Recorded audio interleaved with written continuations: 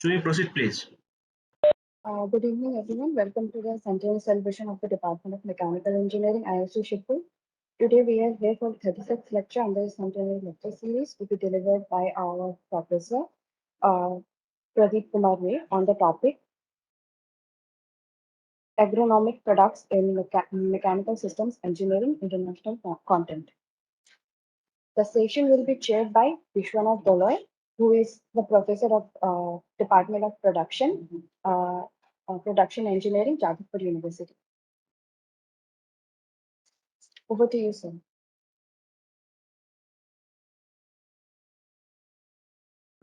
Am I audible? Hello. Yes, sir, you are audible.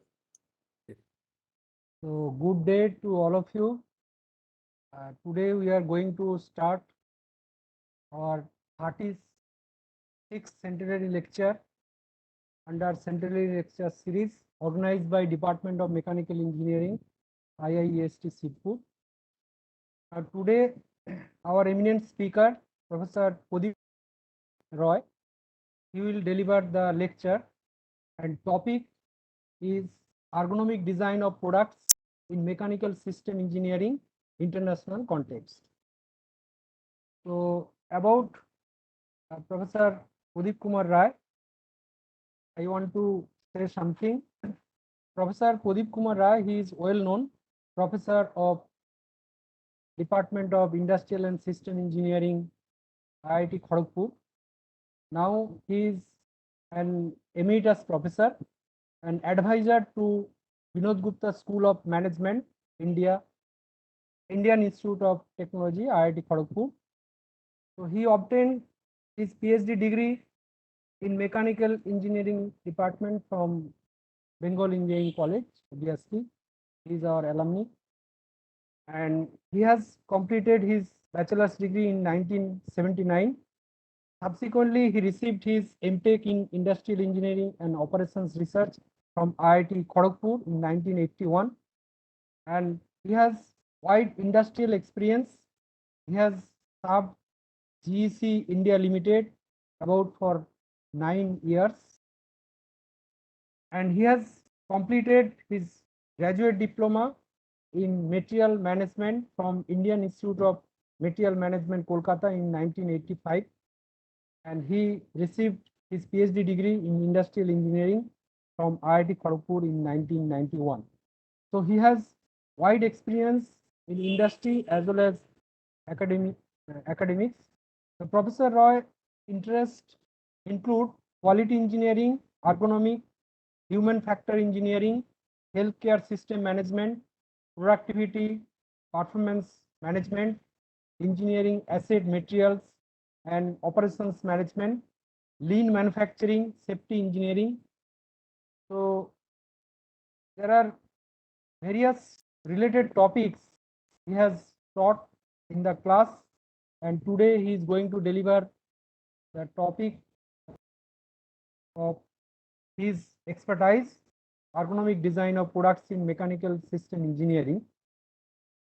So Professor Ray has visited several foreign universities, University of South Florida, USA, Purdue University, USA, Aston University, UK, and many more. Professor Roy was bestowed upon PC Mohanolobis Award, which is prestigious award by Operations Research Society of India in 2018. He is a fellow of World Academy of Productivity Science and Institution of Engineers India. He is a member of the Board of Governors and Senate of several national institutes of repute, an expert member of NBA, AICT, and many other organizations. So Professor Roy has received prestigious award from different organization, reputed organization. And Professor Roy has more than 165 papers in international and national journal and conferences. And he has published 4 books, 30 book chapters. He has supervised 19 PhD scholars and completed 31 research consultancy projects. And Professor Ray has conducted 4 NPTEL online certification course, 66 outreach programs for industries and academic institutions, and he has served as head of the Department of Industrial Engineering and Management and also Dean of PG SOM at IIT Kharagpur. So he has wide industrial experience as well as he has knowledge in the area of ergonomics, and his topic is ergonomic design of products in mechanical system engineering, international context. So I hope that Professor Roy will deliver the lecture and will be benefited after hearing his lecture. Professor Roy, please.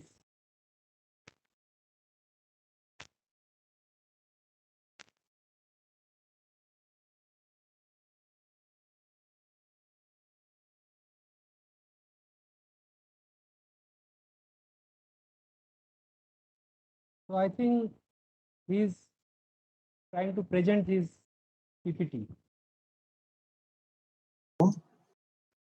Okay. Okay. Okay. So I will let me first share. Okay. So, Yes. okay. Fine. Screen. This one. Yeah. Follow the same procedures as you did earlier. Now this one.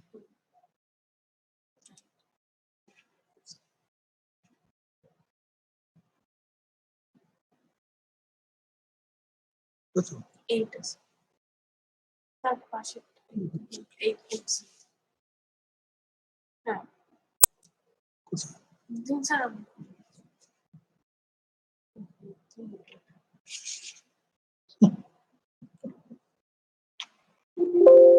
Okay. So is it visible? Yeah, Hello? it's nice coming. Everyone can see, no? Okay. Yes, Fine. yes. Visible, Okay. visible. So thank you, Professor Doloi, and for introducing me to the participants. Very good evening to all of you, and the persons who are joining from the other side of the Atlantic. So it's good morning. Now, I'm most honored and humbled in getting such an invitation to join the Centenary Lecture series. Particularly, I am thankful to Professor Sudeep Ghosh, Professor Vidyut Pal, the Subhash Mondol, and other the members of the Centenary Selection the committee, Centenary Celebration Committee of our department, Mechanical Engineering Department. Now, this the lecture session. Okay, I have been asked to conduct, and I am just going back to my days, to my years at our department, Mechanical Engineering Department at BE College. And I spent 5 years from 1974 to 1979. And I always say that's the best part of my life, because we could get an opportunity to interact with a number of, the finest minds in an educational institute of repute. So before I, take this lecture, and I should must, the name those revered teachers, okay, whom I just cannot forget. Professor Durga Banerjee, Professor Rupal Dotto, Professor Pannalal Pal, Professor D.N. Roy, Professor S.P. Sen, Professor Shanti Jivon Mukherjee, Professor Burun Saha, Professor N.R. Chakraborty, Professor T.K. Roy, Professor Samurjit Kaur, Professor Alok Das, Professor Subroto Borua Choudhury, Professor Ajit Chattopadhyay, Professor Amol Mojumdar, Professor Ranjit Das, and last but not the least, I also mention, the name of Professor P.M. Chatterjee. I remember during our the fourth year, uh, uh, you know, period year. Now he was the DPI, and he joined back to B College, and he used to take our, the subject, the strength of material. What a, the nice, the lectures, and what a nice teacher he had been. So we are very grateful to all of you, sir.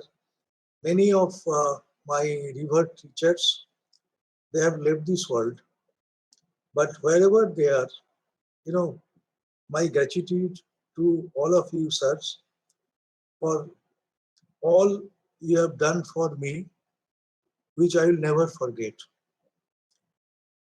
You teach with love, effort, and energy. You teach from the heart. And my alma mater lives in my heart, and so also my mechanical engineering department. I am so honored and so humbled in getting this invitation. Now, as you may be knowing that we are all mechanical engineers, in fact. And later on, I specialized myself in industrial engineering. And as you may be knowing that industrial engineering uh, actually originated from mechanical engineering. And today, the lecture topic that I've selected, that is ergonomic design of products in mechanical systems engineering. We are all mechanical engineers, and international context, I'll be referring to a number of case studies, in fact. And as you may be knowing that when you talk about ergonomic design, many a time, the theoretical research is not possible because on many aspects, the theories are missing. But you cannot avoid this, you cannot ignore the ergonomic problems. And for that, what we try to do, definitely, the kinds of research we carry out is basically the empirical research. So now, in the next 1 hour or so, in the presentation outline, I'll be focusing on the certain important aspects. It's a very vast topic, in fact, and I'm sure that I will be able to, the little the knowledge on this ergonomic design, and I will be able to do that. And if you have any queries, obviously there will be queries and all. I will be much happy to respond to your queries. So, as far as my presentation outline is concerned, first I'll explain what is mechanical systems engineering, basic concepts of ergonomics and human factors engineering, research methodology in ergonomics, human factors engineering. Application number 1, biomechanical modeling and evaluation of construction jobs. Then second application, I will just will touch upon, in fact, ergonomic application in mining. And the third one is, human environment interaction based performance measurement system at a steel plant in India. So we will, we will be, the dealing with the real problems and the extreme, the kinds of environments. Like when you talk about, the designing the construction system or construction, say, work systems or designing the mining systems, normally we are referring to an extreme the conditions. And we are mechanical engineer, but then again, in today's context, what has happened that the design we are offering, okay, whether this design is suitable for human use or not. Now, obviously, if you go through the history of our engineering system design, what we find that the kinds of products you find in the engineering domain I'm referring to, you'll find any product you name, there is a Europe behind it. And many such the products, okay, with the Europeans have designed, you'll find that the products are designed for European anthropometry.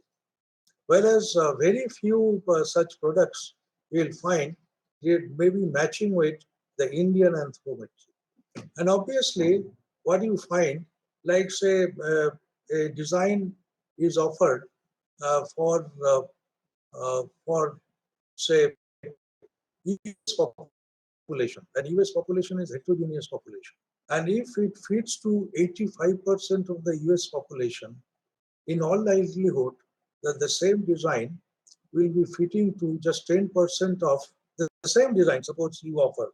So it will be fitting to 10% of the Mexican population and 10% of, say, the Vietnamese populations. So, and in many cases, as you may be knowing, that suppose we came across one particular the problem, like say the kinds of many years back, maybe 15, 20 years back, we faced a situation like in the Tata Steel, that the kind of, the crane cabin they've been using. Okay, obviously it's an European design. And what we have found that this crane cabin is basically designed for European population, not for the Indian population. So we studied the aspects like whether this, while you propose a design, whether this design is fit to the man. That means that the job is to be designed, whether at the shop floor level, whether we follow the principles of fitting job to man, FJM approach. So throughout the world, what there is an awareness of, of how important the ergonomic design is, or human factors, to what extent you can apply the human factors principle. Because ultimately, whatever the design you are offering, okay, whether related to the products, related to the processes, related to the systems, ultimately, we must refer to the work systems, and whether these work systems or the interface of with the humans is perfect or not. So in today's context, I'll tell you that everywhere this problem everyone is facing, all the engineers are facing. Like say, the machine is very nice. Suppose you install FMS. Okay, it is fantastic. In fact, FMS is 100%, say the automated, the manufacturing system for mid-volume, mid-variety, central computer-based, by the controlled, say the manufacturing system. That's the definition. Now the question is that the machine is fantastic. The person otherwise is very good, but when you put the person on the machines, you never know what will be this interface. So whenever we talk about, say the ergonomic design for any work systems, we focus on the interface design. And interface design is a very complex issue. It's not that easy. So now, I'm sure that you know what is a mechanical system. The mechanical system, we are all mechanical engineers. We know what is a mechanical system. A system of elements that interact on mechanical principles, okay, manages power to accomplish a task that involves forces and movement. Now, these days, we're moving from, say, the mechanical systems to mechanical systems engineering. Now, what is the mechanical systems engineering? It's a blend of mechanical engineering, computer-aided engineering, or CAE, okay, control engineering, system design engineering, and electronic engineering in order to, to design and manufacture useful products. Now, useful for whom? Obviously, useful for the humans. Okay. So this is the definition of mechanical systems engineering. Now, before I refer to the case applications, in fact, certain case applications, and when we describe the details of these case applications or the case study we discuss, you will come to know that to what extent the ergonomic design is applicable or the relevant or essential for any work systems, okay, anywhere in this world. Is it okay? There are hundreds and thousands of work systems you come across. Now, whether this work system is appropriately designed or not. Okay, so that is our focus. Now, here, obviously, since the last 150 years or so, okay, the ergonomics principles, the many researchers, many designers, they have been applying. Is it okay? They cannot ignore. The Europeans, they have never ignored the ergonomics part. Is that getting my point? So, but whereas here, there are reasons for this one. There's a different story that why our engineering systems, okay, may not be based on, say, the kinds of problems, okay, so the human beings may be facing, whether it is matching to the customers or to our the workers, or say the persons uh, thoroughly engaged in running a system or not. So the ergonomics or the human factors engineering, they have been defined from several perspectives. Okay, so you will come to know that how complex the issue is. It's not that easy, in fact. A discipline concerned with design of tools, machines, and systems, taking into account human capabilities, the limitations, and the characteristics. That means while you design a system for someone, like say, the aircraft cockpit, okay, or say the operation theater, getting my point. So whether, the kinds of design you are offering, whether it is this design is fitting to the human capabilities, limitations, and characteristics, or the human fitness, the human health. Okay. So why? Because everybody knows that there's a concept called individual difference. Okay, so while we go for designing a product or designing a process, make sure that this design is fitting to uh, a person, okay, at the individual level or at the group level. Is it okay? There are many examples, in fact, and then only you find that either your production system becomes sustainable and in the performance you expect in using a particular product, the performance reaches its maximum, the level. Is it okay? So human factors engineering or ergonomics, it is nothing but the application of human factors information. Like in many cases, what you will find, we have the information, detailed information about the machines. But what is the information base for the workers? Though we always say that the kinds of organizations and the kinds of systems you create, it must be a human organization, HUMANE. So that's a challenging assignment.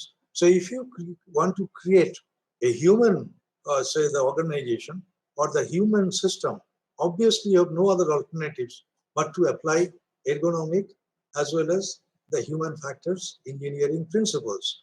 So the application of human factors information to the design of tools, the machines, like say many kinds of hand tools you use, the powered hand tools, like many kinds of, the PITs you use. Okay, so many types of, the material handling equipment you use.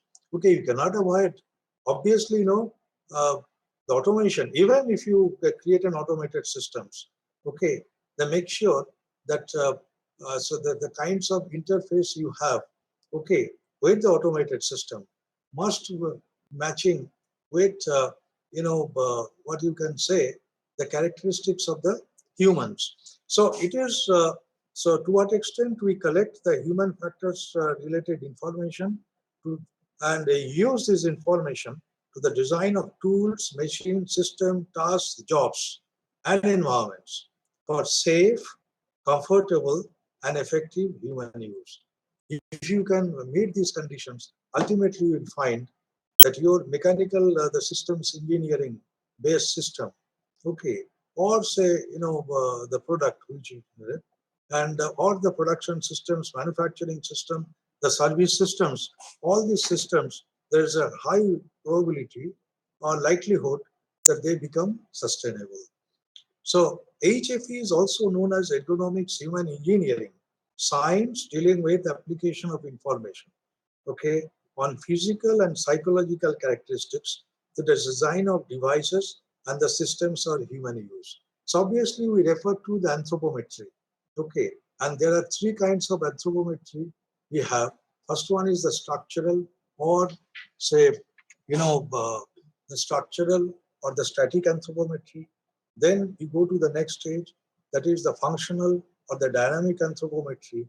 And then when we refer to, uh, say, when we refer to the forces or the torques and all, so the biomechanical modeling, so obviously we refer to Newtonian anthropometry. Okay, so three kinds of anthropometry we'll be using, and then only you'll say that yes, here is a product, here is a system, here is a process we have designed, and this is the design, the characteristics matching with the human anthropometry. Are you getting my point? So it's a very challenging assignment.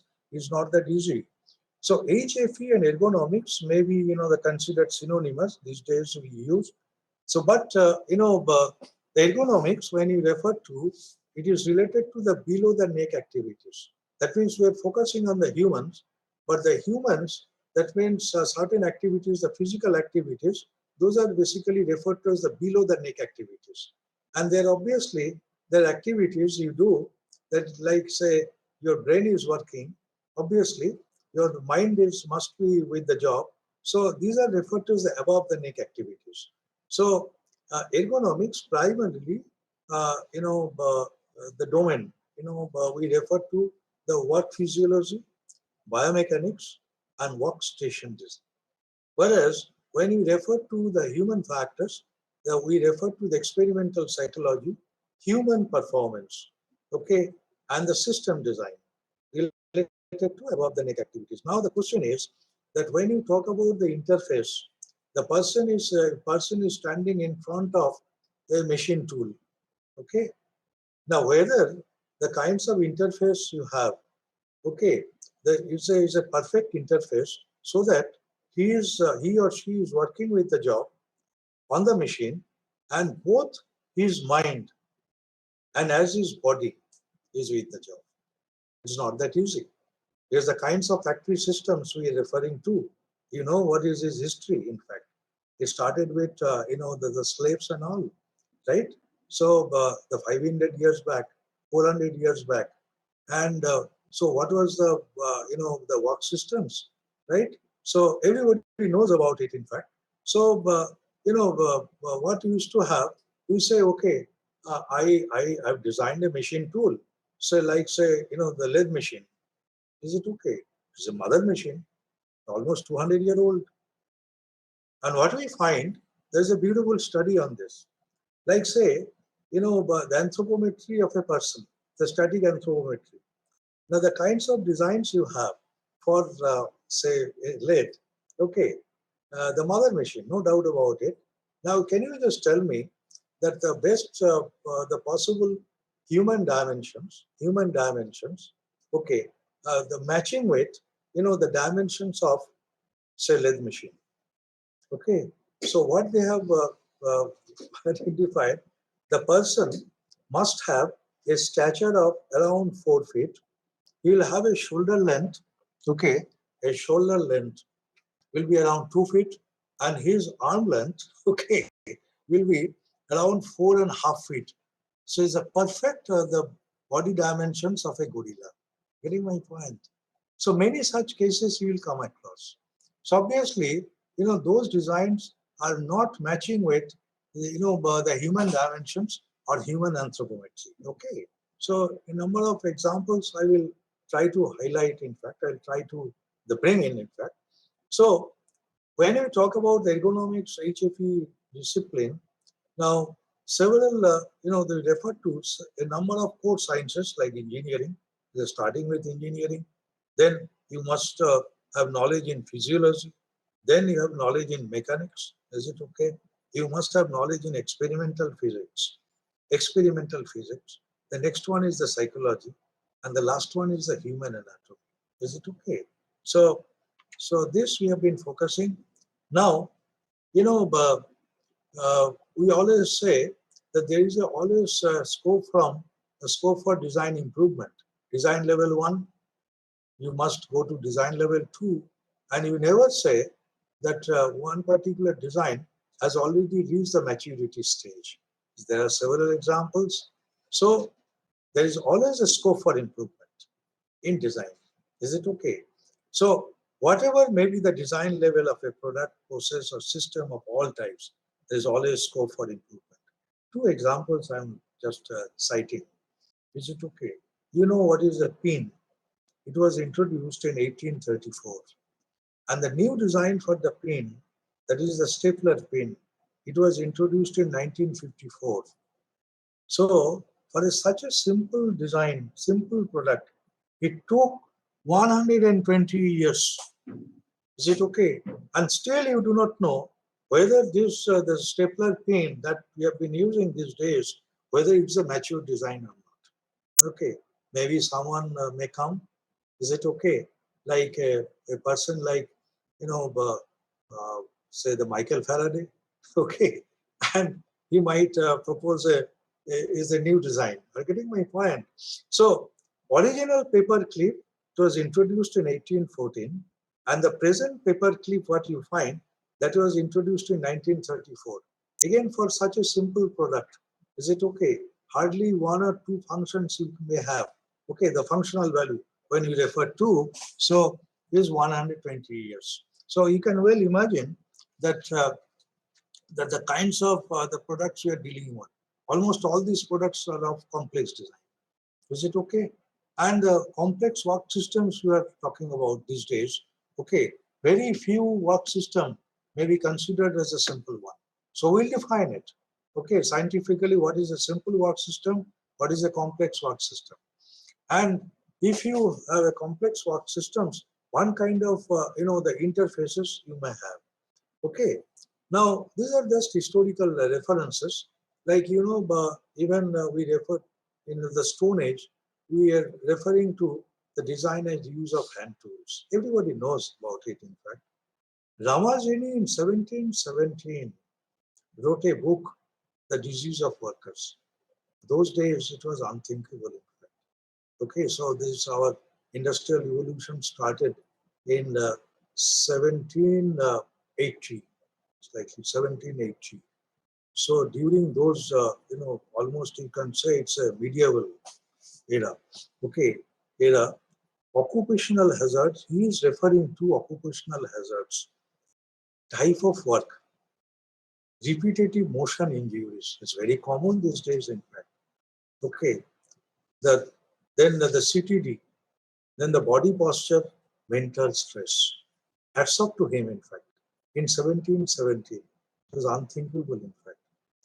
La Mettrie in 1748, comparison between human and machine capability. It was a very controversial, the issue, in fact. But he's saying that these are the activities which can be done, which must be done by the humans, and these are the activities he's writing down. In fact, okay, these are the activities where you must, they use a machine. I'm getting my point. Now, industrial, the revolution reference to the human-centered design. You cannot avoid whether you are an electrical engineer, whether you're a mechanical engineer. Is it okay? So, like, when you talk about working in an engineering cell in any company, we are not scientists. We are the engineers. So the engineering design at what cost? Is it okay? Whether it's the design is reliable, whether design is say the manufacturable, whether the design is producible, whether all these issues we talk about in fact. So the design at what cost? Otherwise, I'm not working on engineering cell. So we face the real problem in fact. Okay, and we try to create a condition where so the product can be used, okay, very comfortably, and the product, the process, you can engage the persons in a process, and the process is designed, or the interface you design in such a way that the person's health is not affected, person's fitness is not affected, person's, the safety, okay, persons work in a safe environment, and uh, the company must not be responsible for making him or her unfit. Is it okay? This you cannot do, in fact. Whereas in the factory systems, nobody used to bother about some 200 years ago, 300 years ago, 500 years ago. Okay, everybody knows that what kind of the system we used to have. Everybody has gone through the book, Uncle Tom's Cabin and all others. Okay, the many, the cinemas you might have seen that what kind of, the work environment used to have. Is it okay? This is must not be acceptable, and the engineering system we must create in such a way that it is referred to as the human system. So, interesting task for the operator and repetitive tasks for the machines. And you know that the contributions made by Taylor, Frank and Lydian Belzer, there are many other persons in fact. Now, when you refer to the ergonomics in Europe since 1950s, so we, we refer to the work physiology, biomechanics, anthropometry for workstation design. There's no other alternative. Improved health, fitness of workers, and manufacturing performance. Okay, we refer to, there are many in the applications in fact, and ergonomic design must be assured even for a work system involving use of heavy machinery. There are many applications in fact. During Second World War, what happened, and just after the Second World War, that means during the Korean War, you will find, particularly during the Korean War, you will find that 95% of the accidents, okay, that means a particular, the pilot engaged in, the aircraft accidents did happen not during actual combat, but during its the training programs. Are you getting my point? So what is the main reason?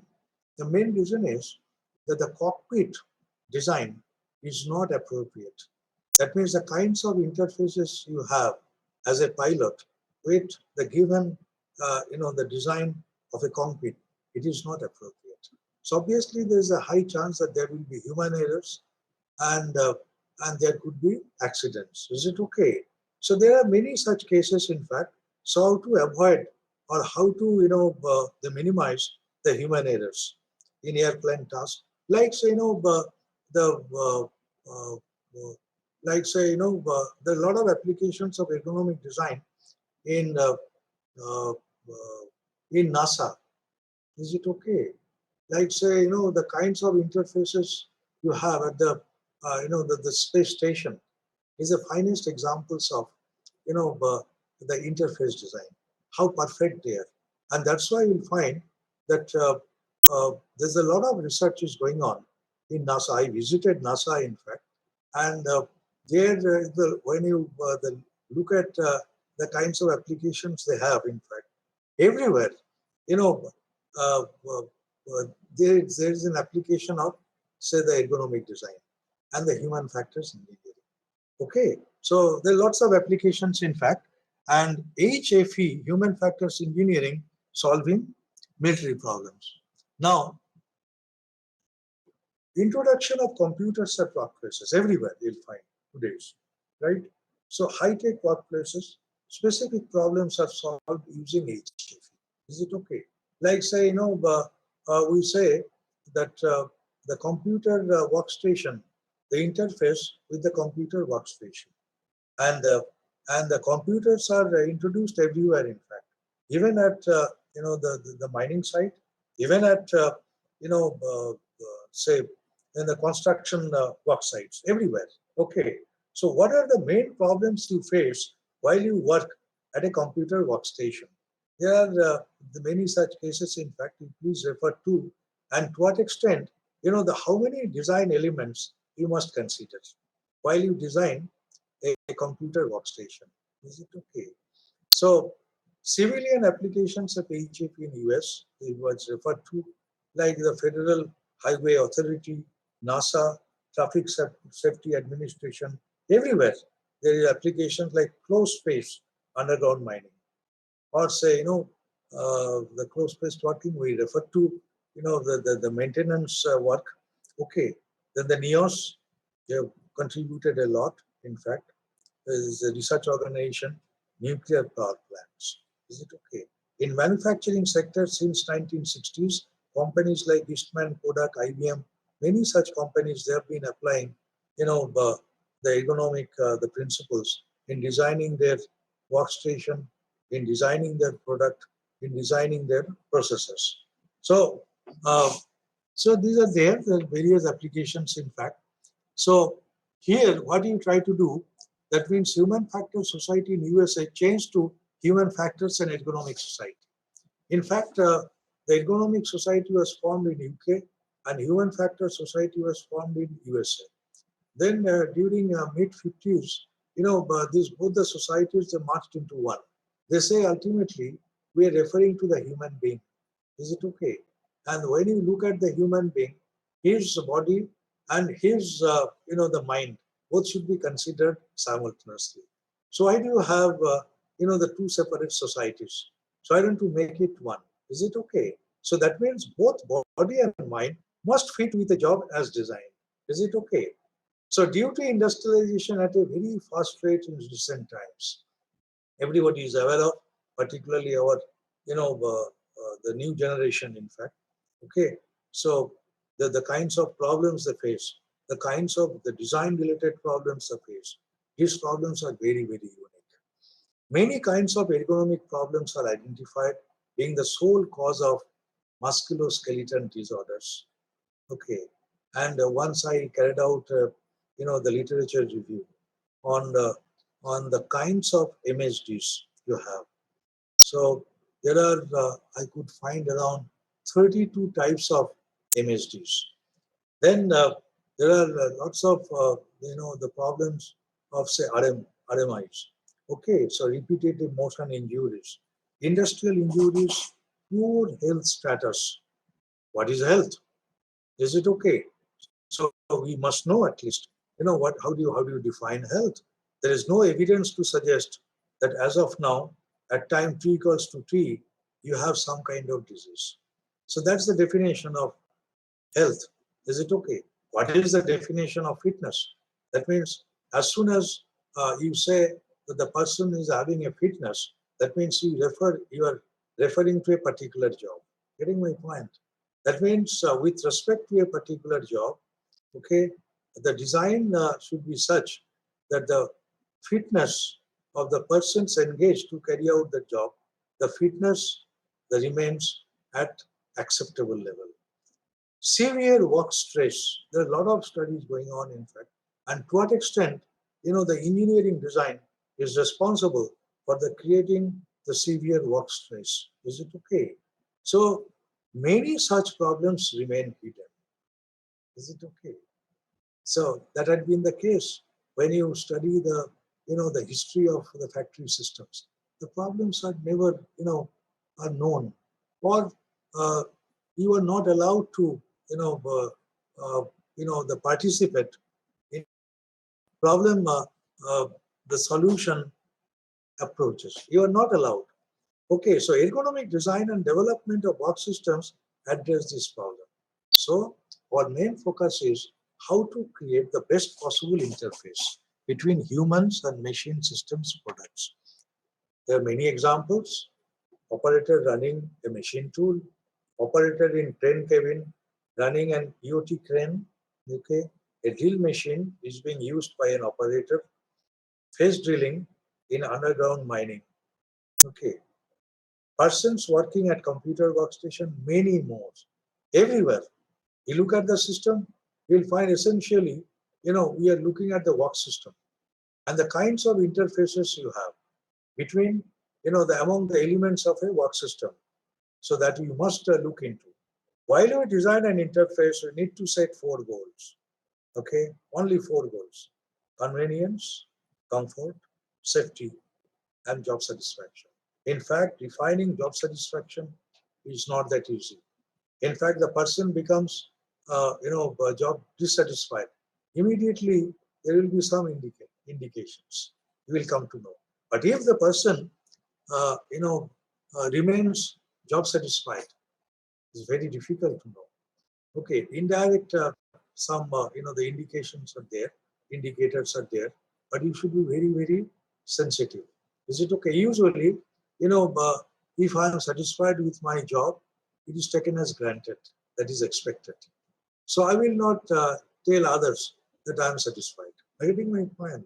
So this is a problem, in fact, in defining, in measuring job satisfaction. But still, there are many the scientific approaches, many companies have been using, and from there, you will come to know that whether a person, okay, is satisfied or not with a given job or not, and if yes, what are the reasons?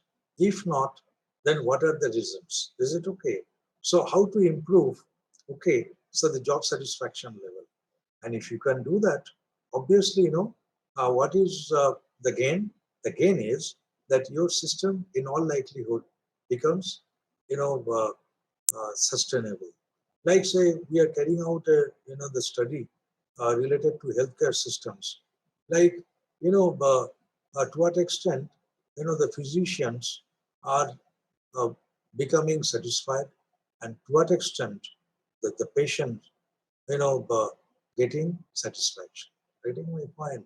So that's a challenging issue. Is not that easy. Is it okay?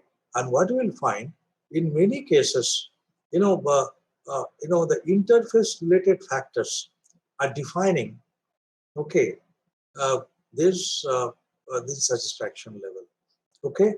So the 3 components of a work system, this way you have to define. I'll just quickly, I will refer to, like say, I will discuss it. Human element. Second one is, the second component is the machine, and the third one is the environment. A human-machine interface embedded in an environment. Okay, so 2 types of work systems we have. What is a simple work system? That means in the simple work system, what you find that one human being, okay, is working, and within an environment. This is the boundary line. So you have to define this boundary line. That means at a workplace, one machinist is working with one machine tool, one operator manually drilling a hole using one hand drill, etc., etc. Is it okay? So this is referred to as the simple work system. What is a complex work system? Okay, when one human interacts with more than one machine, or more than one human interacting with one machine. Okay, like say, in a blast furnace. So there is one machine, but there are a large number of persons working. Reading my point, so it is a complex system. So in an assembly line, one operator is handling more than one machine, multifunctional operator. Is it okay? These days, we engage multifunctional operators in many, the workplaces. A large number of persons working and interacting with the blast furnace. These are the examples, in fact. So this way we represent the complex work systems for both labor intensive and capital intensive plants. Okay, so you come across both types of work systems. Fine. So even, a capital intensive plant, even suppose you say that I've created an automated system, it is a complex interface in majority of the cases. Getting my point. So only, in the extreme cases, you go for automation. Otherwise, it's not that for anything and everything you go for automation. This will be a failure case. In fact, the till 1980s, they tried to, many companies, they tried to, make their system 100% automated, and it was a failure case. Is it okay? So now, from the late 80s onwards, there's a reverse case. They say that only when it is essential, you go for automation, otherwise not. Is it okay? So, like in Japan, what I've seen, in fact, only for the dangerous operations, is it okay? You go for automation, otherwise not. So, and when you talk about, say, evaluation of interface, it is also referred to as the interaction. Is it okay? So, there are 4 kinds of evaluation you have to do. First one is the biomechanical. The second one is the physiological. The third one is the physical. And the last one is psychological or the psychosocial. Is it okay? You can extend it to the social systems also. Psychosocial. Okay, the parameters you also need to consider. Then we say is the total systems approach. It's not that just I focus on the biomechanical systems. I don't bother about the physiological system. And in today's context, what we are referring to, any job you design, any work you design, okay, whether it is a knowledge-based jobs, whether it is a, the skill-based jobs, or whether it is a rule-based jobs. There is this 3 ways, there are 3 types of jobs we have, obviously, and there is a complex one, like the job of the surgeon, okay, or job of a pilot. Is it okay? It's a combination of all 3, the skill-based, as well as the rule-based, as well as, the knowledge-based. Is it okay? Those are the extreme cases you have. Otherwise, I must not be biased with one particular assessment. Sometimes we as an engineer know what the Noam Chomsky has mentioned many years back, that we have a very tunnel vision. Is it okay as an engineer, as a mindset? Okay. So if I am a mechanical engineer, I look at all my systems from the mechanical engineering point of view. And other engineering I ignore. Is it okay? So we become biased. So ultimately, when you look at our the system, it's not only based on mechanical engineering, but it's based on many others. Okay, say the engineering, say the disciplines, like say, it could be based on say the electronic systems, okay, or say suppose the digital technology we use. So it's a combination. And most of the machines these days, it becomes a very, very complex. Plus, another design you have, like say before you go for automation, there must be integration. Okay. So while you go for integration and the miniaturization of design, that's also another problem. Is it okay? So, and so that's one unit, and it's very difficult to know that what it contains, in fact. It's a combination, integration one. So the physiological evaluation, physical evaluation, and psychological or psychosocial. Biomechanical, work posture, cycle time, design of controls, fatigue in muscles, forces exerted. So that will be referring to physical, vibration, noise levels, surface temperature, lighting. Is it okay? All to be considered. Physiological, work rate, work capacity. Is it okay? The work capacity varies from one person to another. Do I know what is this work capacity? Do I know what is this VO2 max? Okay. And how, while you design a particular product or a particular process or particular job, whether, do I know what is this, the physiological cost? That is most important, in fact. Okay, the physiological cost. So you the measure your job with respect to the physiological cost. Is it okay? So how do you measure the physiological cost? There are many tools and techniques you may use, and that's why today you will find that the measurement system, that means simply, you measure the work with the time units, is totally rejected by the workers, because this is not based on the scientific principles. As simple as that. Is it okay? So the psychological factors, when you consider, That means we refer to the skill requirements, mental workload, information data interpretation. Is it okay? Like the information overload. If you have a condition called information overload, how do you respond? What could be your interface? Is it okay? So these are the very serious issues, in fact, important issues for to be considered by the designers. Now, now this data must be collected by industrial engineers, the line managers, operators, supervisors, maintenance person, and designers. Gone are those days that for solving your problem, is it okay? You make yourself dependent on one person's knowledge. That the problem has become so complex, so one person's knowledge is not at all enough. So always it's a group activity, and the design team is to be formed.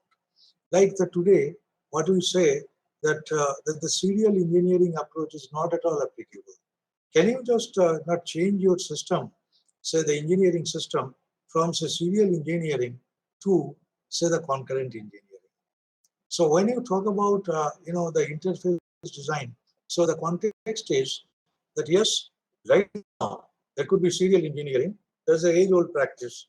As far as possible, is it okay? So can you just change your the design system from serial engineering, okay, or sequential engineering to say the concurrent engineering or simultaneous engineering?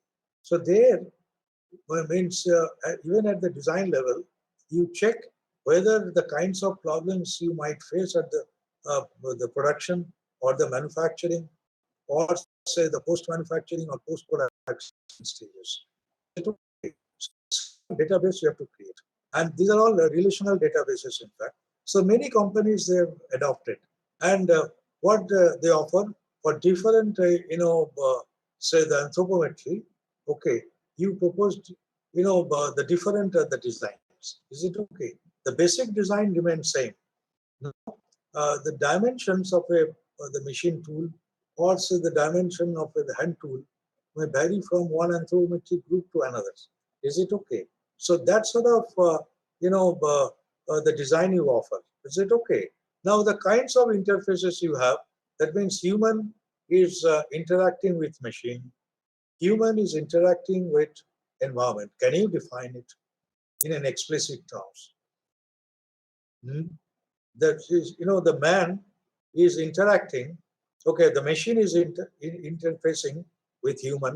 To what extent, the machine is influencing the humans, and to what extent the machine is influencing the environment. Okay, and then environment is actually influencing the humans, and environment is also influencing the machine. So this sort of, the 6 types of interrelationships you have, and what you have out of possible 6 types of interactions, human component is present in 4. So that's why you cannot ignore the human-machine interface, human-product interface. Getting my point? Very recently, we were carrying out a study on, say, how to design, say, the interface of, say, the human, the products, okay, in healthcare systems. And what we could find that many such interfaces, when you start analyzing, we'll find that those interfaces are basically, it's become very, very risky. Is it okay for the persons engaged? So what is the alternative? So we are basically identifying those interfaces which are basically very, very risky. Is it okay? Sometimes they refer to as very dangerous interfaces. So what is the alternative? Alternative design must be based on automation. Is it okay? Now, there are 3 kinds of automations we have. So then again, you have to select whether you will go for the hard automation or the fixed automation, or you can go for the flexible automation or not. Is it okay? So all the details are known to you, in fact, who is going through in the topic called the automation, the kinds of automated systems you can have. Okay, for the solving a particular type of problem. Okay, so Now, how do you define human? We are all engineers, in fact. We deal with concrete things. We are not philosophers. Is it okay? So, if suppose someone asks me, so, sir, you are saying human. How do you define human? So, yes, we'll say, yes, there are three elements in human. Is it okay? First one is the central processor. That means the brain. Second one is the senses. Obviously, there are five senses. Plus the sixth sense also you need to consider. And when you say the sixth sense, that means we refer to the balancing and we refer to the time. Getting my point? This is there. So you cannot ignore the sixth sense also. Getting my point? Right? And then third element is the effectors, the limbs. Is it okay? So these are the three elements you have to define the humans. Similarly, when you talk about the machine, again there are three elements. One is the processing unit. Second one is the display, direct as well as the indirect display. Okay, and the third one is the control. And when you say the environment, again there are three elements. First one is the workspace. Is it okay? So this workspace, which you know, that means between two humans. Is it okay? How much workspace you must have between? Okay, like say it all depends on different kinds of cultures. Like say if the persons do come from say Middle East, is it okay? There are reasons for this one, scientific reasons. They will the stand very near to each other. That means they never find, they say that, okay, around me, there is a personal, I consider it to be my personal space. And this, this workspace is very, very, the small. I don't mind that even if someone comes very near to me and start talking, getting my point. Whereas in the typical European, the two Europeans, they talk to each other and they keep the sufficient distance. Okay, if distance between them. Is it okay? Because they feel that around a particular person, this is my private space. Is it okay? And we Indians, okay, we are somewhere in between. I get my point. So it all depends on how much workspace you provide. Is it okay? Depends on from which culture the person is, which culture the person represents. Getting my point. Second one is the physical environment. And physical environment means basically, the thermal environment, auditory environment, vibratory environment, and what is the one? Okay. So that you just think of. Okay. So there are four kinds of environments you have. And next one is the work organization. That means we are referring to organized activity. Okay. So what sort of the rules, what sort of, the norms is suggested? Is it okay? Like say, in many time, now we go for the shift scheduling. Is it okay? Shift scheduling. So there are certain conditions imposed by the organization. So these are basically, these conditions we refer to when we define the work organization. Is it okay? So what are the questions? How many possible interfaces among all the 9 subcomponents you have? How many involve human-related subcomponents and how many are relevant for evaluation purpose? So these are all details are given in fact. So the microergonomics we also refer to macroergonomics. Okay, so these are the two areas. The time is very short. I'll be just referring to the important issues. So human component must be compatible or fitting with other relevant subcomponents. Is it okay? So these are the issues you should consider, like the factors affecting work system performance, I must know. Human requirements to be considered. The task design must not be inappropriate. And user requirement based design process at all stages. Okay, so related to performance on work system, these are the issues to be considered. All details are here in fact. And what is in the today's context, what you try to do, that means you try to design and quantify human machine interface. Okay, a generic format you have to propose in fact. Is it okay? And to assess and improve job design with respect to human-machine interface, right? And to model human-machine interface from the design perspective. So many kinds of human modeling software you can use. Is it okay? These are well-known, in fact. And to consider human component while specifying workload, physical environment, and work norms or the standards. Physiological cost of work, I have already mentioned it. Right? Can you the measure or say assess the physiological cost of work and work scheduling? So job design fitting to human at individual levels. Today, what you find, simple examples you find that this this is the pen you use. Is it right? Hundreds of varieties available. Hundreds of varieties. You just pick up a particular pen which fits to your anthropometry. Getting my point. Previously, it was not possible, even 30 years back, 25 years back. That means what is the design principle you follow? The design principle is designed for everyone. Is it okay? In certain cases, design for everyone is not possible. In that case, what you do? You go for design for a group. Is it okay? Say from 5th percentile to say 95th percentile, or say from 1st percentile to say 99th percentile. One design, and for the large, the size people, one design. For the small size people, okay, two extreme cases, like say the Lilliput and the other. Okay, so very large persons, in fact, right? So we propose as a special design. Is it okay? King Kong and Lilliput. So these are the examples, in fact. Human computer. So what are the research areas I have just mentioned? In fact, many the persons have been working throughout the world. Human computer interface, physical work environment. Okay, these are all challenging assignments. Control room design of process plants. Is it okay? Like say, the power plant. Several examples, in fact. Interpreted design of FMS. Okay, flexible manufacturing systems. FMS you are already aware of, in fact, and other high technology based systems. Human errors and reliability. Okay, development of appropriate technology. Work organization design.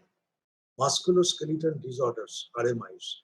Job touch design and occupational health. Ergonomic performance system.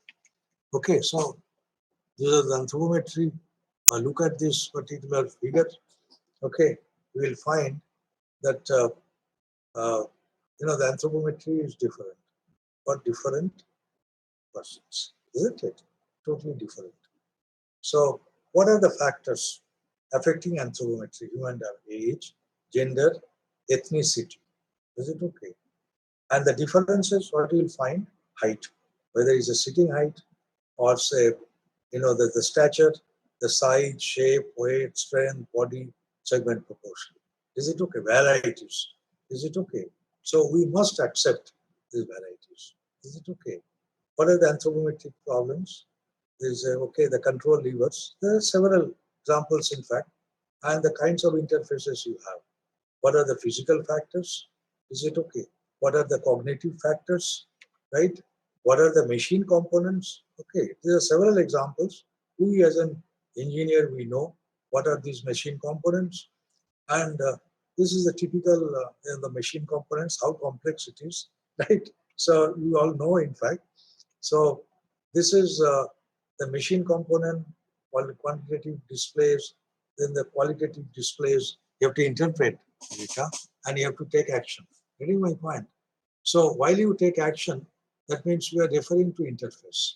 Getting my point? So what are the factors affecting the quality of interface?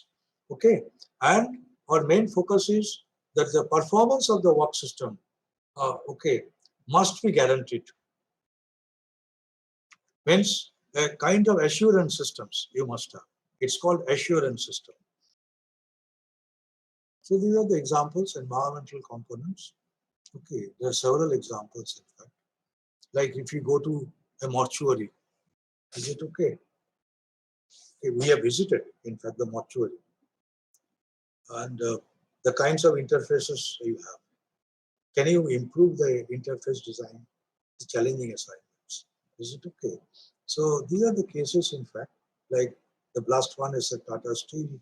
Okay, several examples, in fact. So everywhere we are focusing on the interface. We must not ignore that. Human, okay, behind the machine, we must not ignore. Is it okay? And then only you check, yes, whether the mechanical design is appropriate or not. Is it okay? Environmental components you can make out. So these are the factors, okay, which are basically determining the quality of work organizations. So the health and safety, human reliability, work pace, job design, task allocation, responsibilities, decision making and all. Now, what could be the research methodology and ergonomics? The time is very short, all details are mentioned. First, you have to select the problem area. Then you have to formulate the objectives of the project work and set their priorities. And as I have mentioned, in majority of the cases, you go for the empirical research. Okay, so not for the theoretical research. Once you go for, the large number of ergonomic or say, empirical research, then only possibly you can propose a theory. Otherwise, you say that these are the principles you have to follow. At that level, stand. But the theory, for such the problems, getting a theory is really a problem. It's not that easy, in fact. So many sorts of the empirical research, but varieties of conditions, varieties of work systems you have to carry out, and then only possibly you can propose a theory.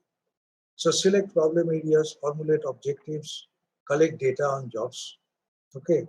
Then the data analysis, and for data analysis, the kinds of tools and techniques you have to use, and the suggestions for improvement. Obviously, go for job redesign.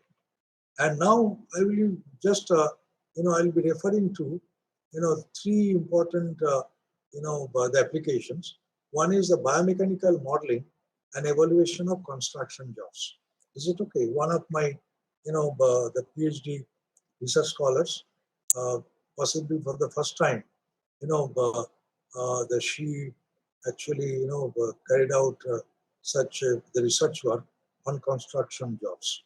Okay, almost for the 2 years, she was at the site and she collected data. Getting my point? And it's a real experience, in fact. So, and the kinds of analysis we did, in fact, and the kinds of suggestions we made, the kinds of validation we did. Is it okay? So we know now that for these kinds of problems, okay, what could be, the solution, and what could be your the approach for the designing, the construction jobs. Okay. So the main problem is the musculoskeletal disorders for the construction workers. And as you may be knowing, in the construction workers, they do come from, the lowest strata of the society. Is it okay? And historically, you'll find the kinds of work systems you have, it is based on the feat man to job. You first create a job. Is it okay? And you then search for the person. What is the assumption? Assumption is production at any cost. And whether you design the job, whether it is, the good, bad, or ugly, is it okay? Definitely, you will get someone who will be willing to work. Okay, so this has been going on for the last 300, 400 years across the world. In fact, I should say this has been going on since prehistoric days. Is it okay? Even during the Roman Empire. Okay, look at the health status of, say, the workers. Is it okay? These are all graphically illustrated. And when you visit, many such places in Europe, African countries, the South America and all those, I visited many such workplaces, in fact. And I look at those paintings, in fact. Okay, the painters, okay, they have, those days there is no photo, there is no camera, in fact. So the great, the painters, they, made the painting, and when you look at the painting, you know what is the work conditions. Okay, they are the great souls. In fact, they have a strong feeling for the humans. In fact, at the workplaces.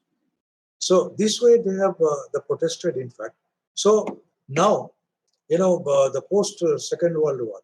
Okay, so the total, the entire the work organization, there's or you say that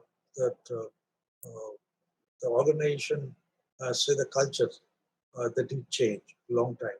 They say that yes, whatever the jobs you design, make sure that you feed the job with the man. We respect each and every person's, say, the capability, and uh, he may be very good in doing one kind of job. He may not be uh, very good in carrying out another kind of job. I must know that for which job he is the best, and why don't you offer that particular job to him or her? Getting my point. So this is a challenging assignment. Manual material handling in construction-related tasks are unavoidable because of the nature of jobs, as well as the criticality of the man-machine interfaces in construction. So there are the several issues we considered, in fact. So we have defined the problem, in fact, like musculoskeletal disorders, anthropometric mismatch, enormous physical stress, poor human performance, and the risk of accidents and health orders. And for defining this problem in quantitative terms, we have to collect data. Is it okay? And then only we'll come to know that what is the severity of the problem. So the criticality of such problems are dependent on specific work systems. Is it okay? So we have defined these problems in quantitative terms, and then this kind of analysis we have done. Is it okay? Like, and the referring to, we say, we understood actually the what kind of pains in back, shoulders, and wrist, the strain and sprain injuries, MSDs, severe fatigue and loss of energy, and improperly designed safety gadgets. Is it okay? So out of many types of jobs being carried out at a construction site, shoveling is considered to have a very high risk of MSDs. So what we try to do, we said that obviously we refer to the literature. Okay, so the literature review, that means critical appraisal of the existing approaches. So that we did, in fact, and we published a paper, in fact, that is the review paper.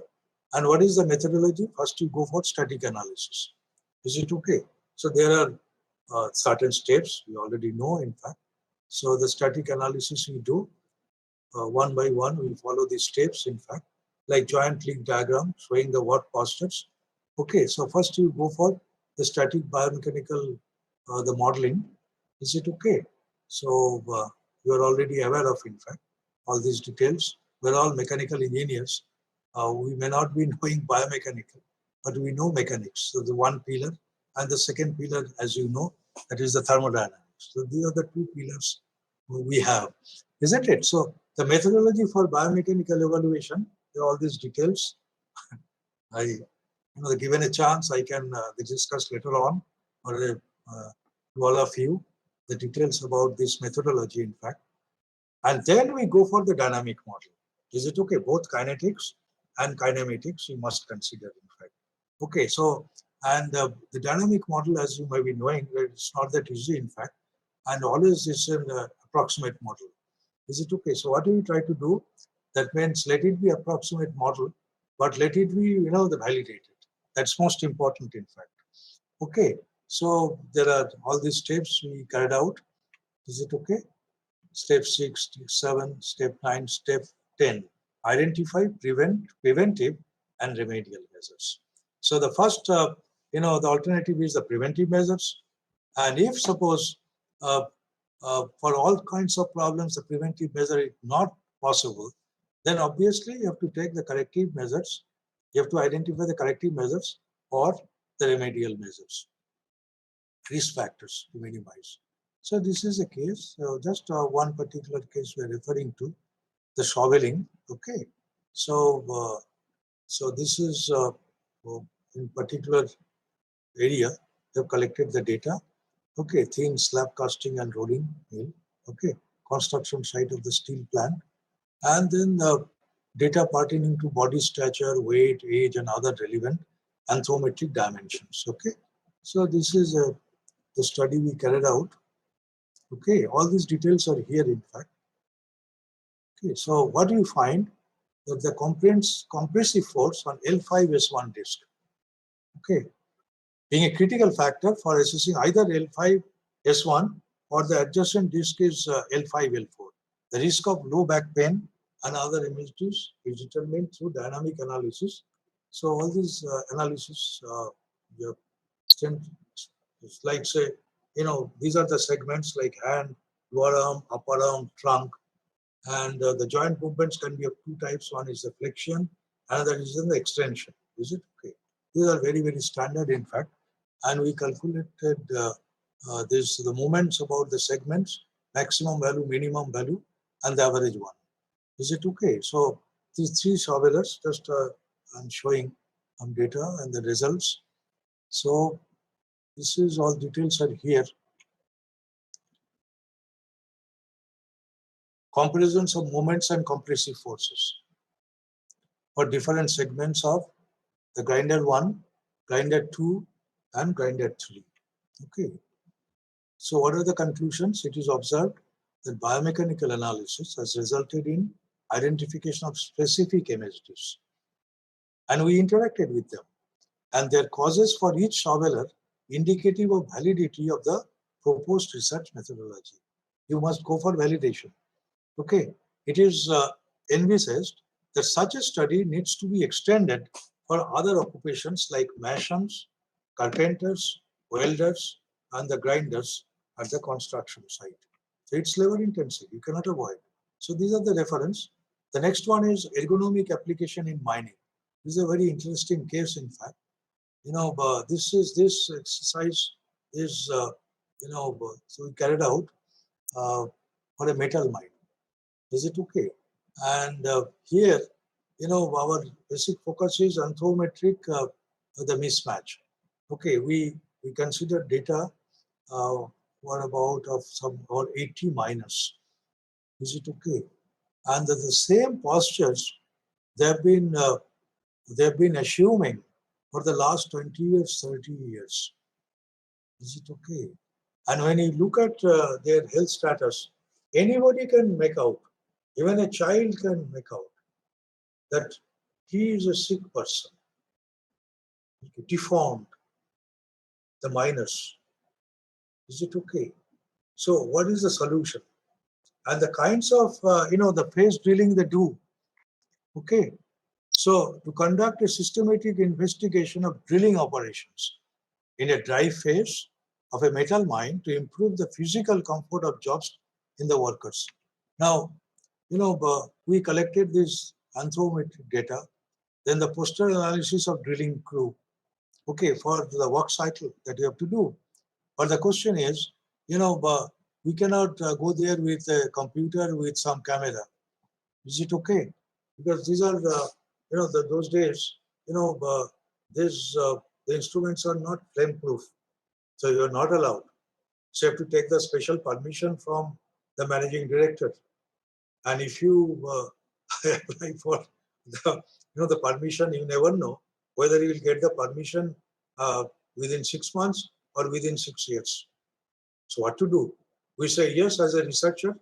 Okay, so we'll go to the the workplace, and while someone is drilling a hole, okay, it's a quite heavy drilling. It's not that the one person can handle. At least 3%. It's a 3% jobs. Okay, and the phase drilling they do, and so what we did. So we went underground, and we are just noting down. Okay, their postures. Is it okay? We spent several days, in fact. Well, let it be, the dark room. But then, as a researcher, you have to, go to the site, isn't it? So otherwise, the research is not possible. You cannot carry out. So you have to go to the field, go for the field study, like Europeans they always do. Okay, but we many a time what happens, we try to avoid the field study. Is it without field study? Okay, and facing the the persons who are affected. Okay, how can you get the data? So you have to interact with them. Is it okay? Like the Europeans they have been doing. All the researchers in Europe, they go for uh, field study. So anthropometry of the dealers, we go for cost analysis of the drilling crew, prediction of energy expenditure and optimal and the rest break scheduling. Okay, so these are the data. We have just a sample data I'm showing you, in fact, and the body dimensions, maximum, and the location. All these details are here, in fact, and the selection of workers who can be accommodated in a particular situation. It's not that you just pick up one person and you put it anywhere. That's totally unscientific approach. Is it okay? So at least that classifications you have to do. And here is a person, his anthropometric, the dimensions or the characteristic features are this. So why don't you put him in a particular workplace, and that means you select a job and that job is fitting best to the person's anthropometry. There's a starting point, in fact. So if you can do that, you'll find there's a lot of the improvement in the human performance. So that we have noticed, in fact. Okay. So the energy expenditure, biomechanics of musculoskeletal system, a total of 36 postures have been noted at the drive phase. Is it okay? So what is the drive phase dimensions? You just look at the 2.4 meter by 2.4 meters. A total of 7 different heights are chosen for analysis. A posture with maximum frequency of occurrence has been chosen from among various postures taken by a person, okay, drilling at a particular height. So these are the postural observations. Is it okay? Many hours we spent on the ground. Okay. So what are the major observations? Awkward postures by compulsion. No sufficient workspace. Okay. Watery working floor and surface. Mismatch of driller with the job. An occurrence of awkward posture, even with no compulsion. Getting my point? Maximum difficulties are faced while drilling at 0.4 meter above the floor. Between 1.5 to 1.5 meter above floor, postures are better. Maximum stress on biceps muscles occurring at the upper holes. Maximum stress occurs on thigh, knee joints and the spinal cord at the lower holes. And this stresses has been occurring for the last 20 years, 30 years.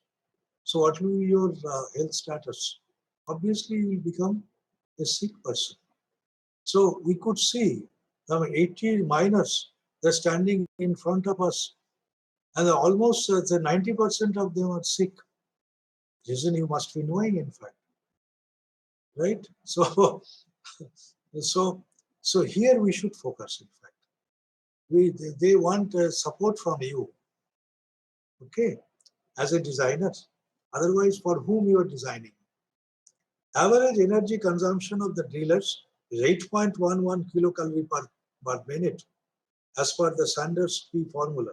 Is well used everywhere, and Moodle formula, if you use, that is also well adopted throughout the world. The average rest break required is 74 minutes recovery. So this is the Moodle formula you're already aware of. The last one I will quickly, summarize. Now the time is up. Already I've taken some 1 hour and 30 minutes, in fact. Okay, so here what I should tell you that this is the technique we developed. In fact, we have copyrighted. Okay, and this is we call EPI. That means Ergonomic Performance Indicator. Okay, so this is copyrighted, and this is 15-factor based, environment performance measurement system. Now, as you may be knowing that for any, say the organization we talk about, whether the service, manufacturing, production, at a workplace, we are concerned about its operations performance. Fine. So that is the first level. The second level, we are concerned about its environmental performance. And at the third level, we are concerned about, the societal, the social performance or societal, the sustainability. So the first one is, based on operational performance to ensure that this is the financial, the sustainability, necessary condition. Next, the sufficient condition is environmental sustainability. And the most important or the critical, the sustainability condition is societal or the social sustainability. Is it okay? Now, if you,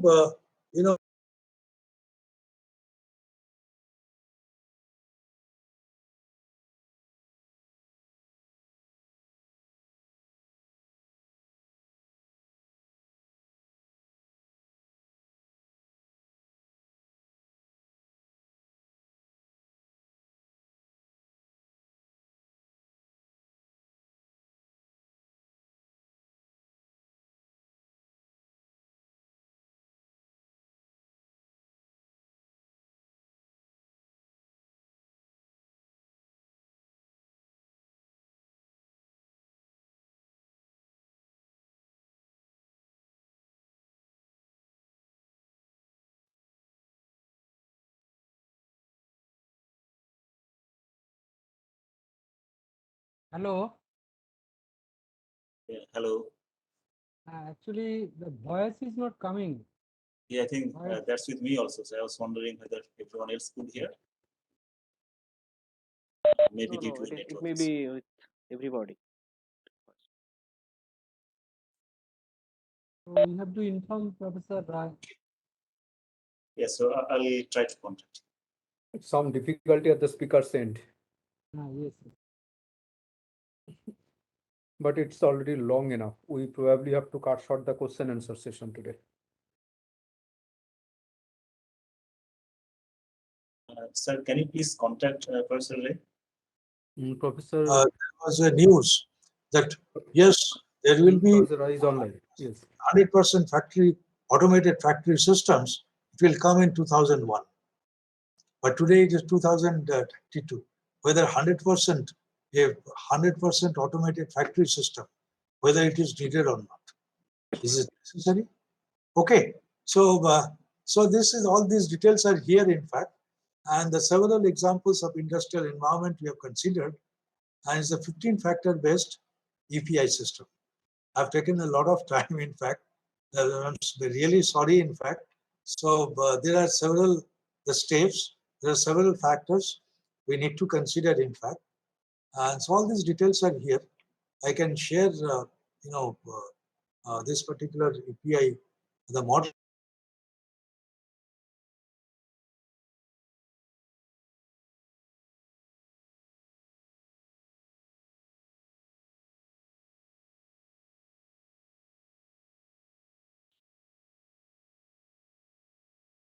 Hello, Professor. You are not audible. Connectivity issues. Ah, Could you hear us, Professor Roy?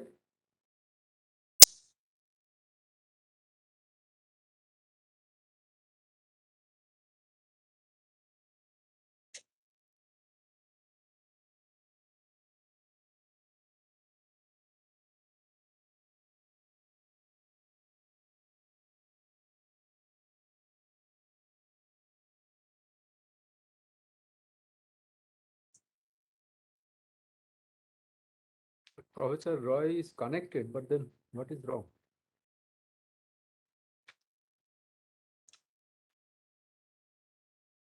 there are some network issues, I think.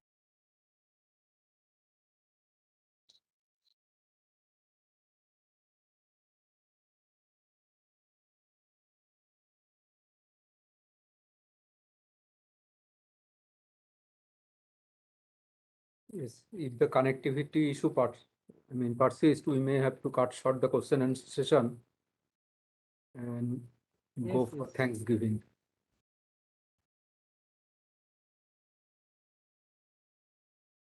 Of production processes depends on application of ergonomics, human factors engineering principles in work system, and FGM is the ultimate goal of work system. Okay, so these are the quotes, quotable quotes. Okay. So the Charles Darwin's quote is very much applicable, and so also the quote of Steve Jobs. Okay. Fine. Obviously, the Vincent Van Gogh's quote is also highly relevant. Okay. For human civilization. Thank you. Any queries? Okay. So thank you, Professor Roy. Actually, many participants left already. So we can, now it is open. So one or two questions can be asked to Professor Roy for clarification. Yeah. Otherwise, I can conclude. Actually, at the beginning, Professor Roy reminds us the name of well-known professors of mechanical engineering department during his time, and he has actually defined the mechanical system engineering, and starting from basic concept of ergonomics, human factor engineering, and he has also mentioned various research methodology, how the research can be conducted in ergonomics, and he has mentioned 3 case studies, one in steel industry, another is mining, and also another in biomechanical modeling and evaluation. So he has mentioned a lot of interactions of human, machines, and environment.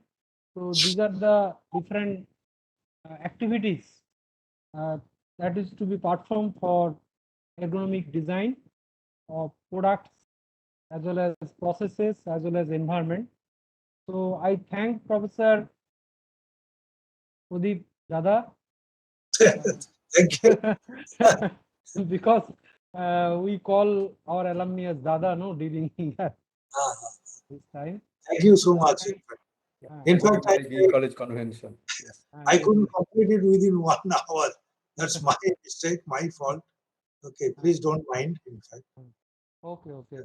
So I also thank once again Professor Pradip Dada for his nice deliberation and thoughtful lecture, and as he is researcher in this particular field, so he has motivated young researchers and us to conduct research in this particular field.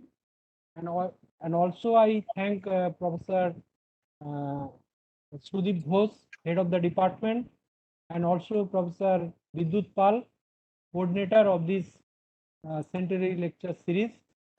So I thank you, and I think Professor Ghosh and Professor Pal will Yes. tell something. Yes, on behalf of the department and also on behalf of the Centenary Celebration Committee, I must thank Professor Rai for this wonderful lecture and for taking time off from his busy schedule for our lectures, for our Centenary Lecture series. So thank you, Professor Rai. Thank you very much.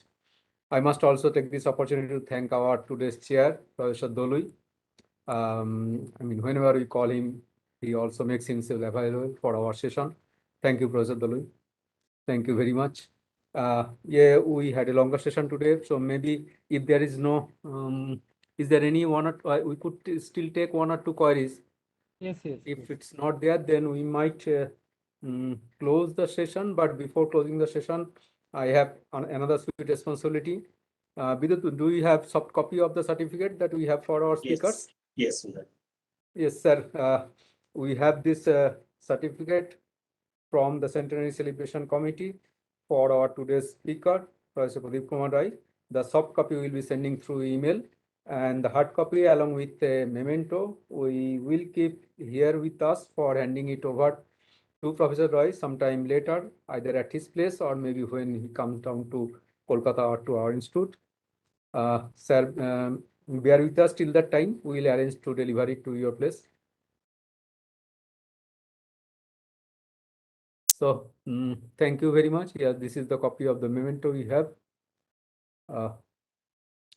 So with that, probably we could close the session.